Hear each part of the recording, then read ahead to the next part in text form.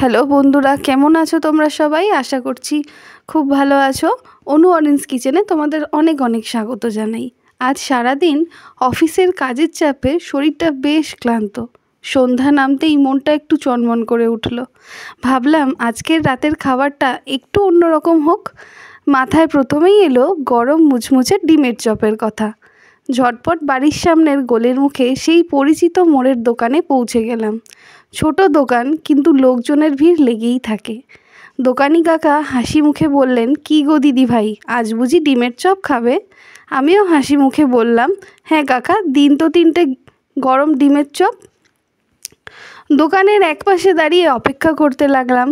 দেখতে পেলাম কাকা ডিমের সেদ্ধটা বেসনের গোলায় ডুবিয়ে ফুটন্ত তেলে ছাড়লেন। ঝরঝর করে ভাজার শব্দ আর ডিমের চপ ভাজার সেই পরিচিত গন্ধটা নাকে আসতেই জিভে জল চলে এলো। মনে হচ্ছিল যেন গন্ধেই অর্ধেক পেট ভরে যাবে।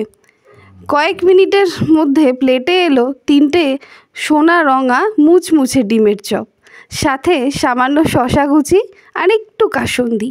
আর দেরি না করে প্রথম কামড় বসালাম। বাইরের দিকটা ক্রিস্পি আর ভিতরটা নরম সেদ্ধ আলুর টেস্টি পুর। আহা, মনে হলো সারাদিনের সব ক্লান্তিই যেন এক নিমেষে দূর হয়ে গেল। কাসুন্দি দিয়ে মেখে দ্বিতীয় চপটা মুখে পুরলাম। এই স্বাদটাই তো চাইছিলাম। মনটা খুশিতে ভরে উঠল।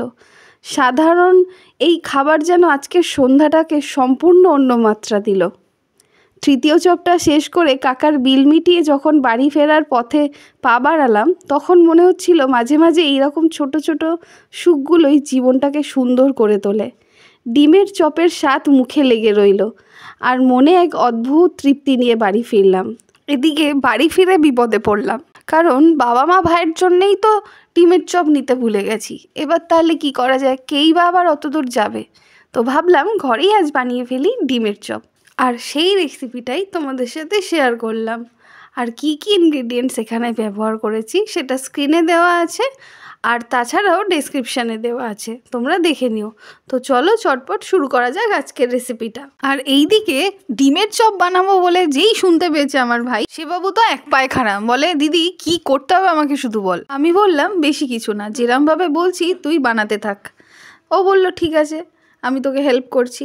আমিও বললাম তুই বানা ঠিক করে, আমি তোকে বলে দিচ্ছি, আর আমি ভিডিওটা ততক্ষণ করতে থাকি।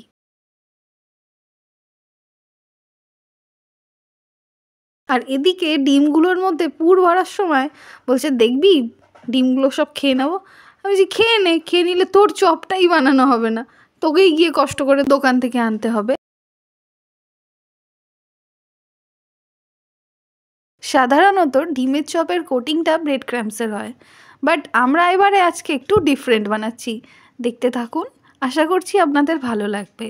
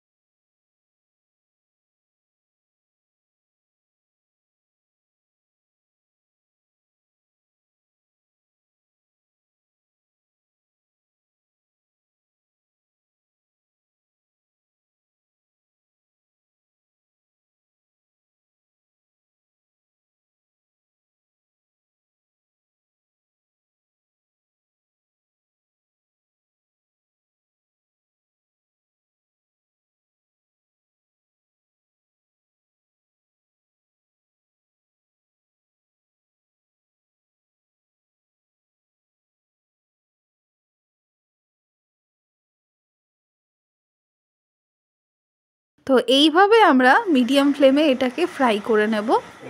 আর এইটা প্রথম ফ্রাইটা হালকাভাবে হবে, তারপরে আমরা আবার তুলে নেব, পরে আবার রিফ্রাই করে নেব। আর এই রিফ্রাই করার কারণও আছে, আর কারণটা হলো অনেক সময় সাধারণত এইভাবে ভাজার ফলে ভিতরটা কাঁচা থেকে যায়। তার জন্য ঠান্ডা হয়ে গেলে এটা আমরা আরেকবার রিফ্রাই করে নেব। এর ফলে চপটা ভিতর থেকে কাঁচা থাকবে না, আর উপরটাও খুব মুচমুচে হবে। এইদিকে আরেক কাণ্ড হয়েছে।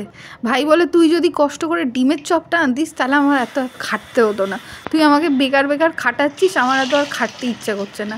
আমি বলছি, না না ভাই, এরকম বলিস না, ভালো খেতে গেলে তো একটু কষ্ট করতে হয়। বলে, তোর জন্য আমি কেন কষ্ট করব, তুই নিজে দিব্যি খেয়ে এসছিস, আমাদেরটা কী করে ভুলে যেতে পারলি, আমি আর কি বলবো বলুন। তাই জন্য কষ্ট করে ওকে একটু মানিয়ে জনিয়ে মাথায় হাত বুলিয়ে বলছি, বাবা কর, এবার থেকে তোর জন্য বেশি করে আনবো। তো কোনো না কোনো রকমভাবে মানিয়ে টানিয়ে এবার আমরা কষ্ট করে আমাদের এই রেসিপি বানানো চলছে।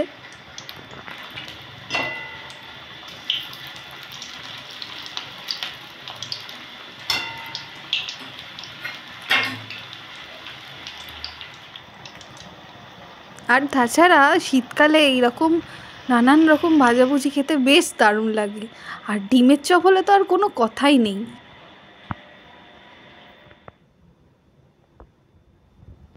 এই কনকনে ঠান্ডায় কিন্তু এই ধরনের ডিমের চপ পেলে জাস্ট জমে যাবে। আশা করছি তোমাদের কিন্তু বেশ দারুণ লাগবে। তো এখানে আমাদের তৈরি হয়ে গেছে গরম গরম মুচমুচে ডিমের চপ।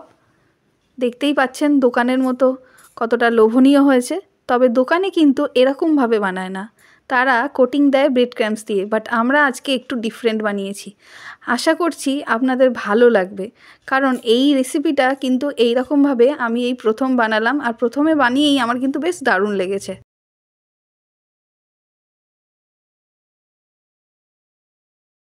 আর সত্যি বলছি, এইভাবে ট্রাই করে দেখুন, সবসময় তো একরকমভাবে খান। আশা করছি আপনাদের কিন্তু বেশ ভালো লাগবে। আর আপনাদের ঠিক কেমন লাগলো সেটা কিন্তু কমেন্টে জানাতে ভুলবেন না। আর চ্যানেলটিকে সাবস্ক্রাইব করে আমাদের পাশে থাকবেন। আর ভিডিওটি ভালো লাগলে একটি লাইক করে দেবেন, আর চ্যানেলটি সাবস্ক্রাইব করে বেল আইকন প্রেস করে দেবেন। তাহলে আজকের মতো এখানেই সবাইকে টাটা জানাচ্ছি।